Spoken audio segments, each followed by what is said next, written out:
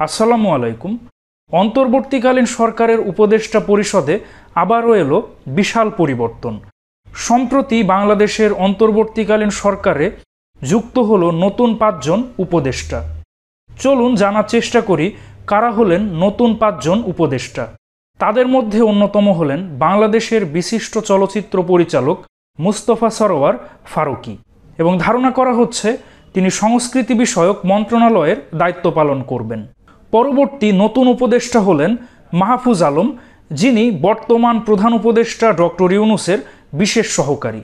এই তালিকায় তৃতীয় যিনি নতুন উপদেষ্টা তিনি হলেন আকিজ বশির গ্রুপের ব্যবস্থাপনা পরিচালক শেখ বশির উদ্দিন। পরবর্তী যে নতুন উপদেষ্টা তিনি হলেন ডাক্তার মোহাম্মদ সায়েদুর রহমান, যিনি বঙ্গবন্ধু শেখ মুজিব মেডিকেল বিশ্ববিদ্যালয়ের উপাচার্য, এবং ধারণা করা হচ্ছে তিনি স্বাস্থ্য মন্ত্রণালয়ে দায়িত্ব পালন করবেন।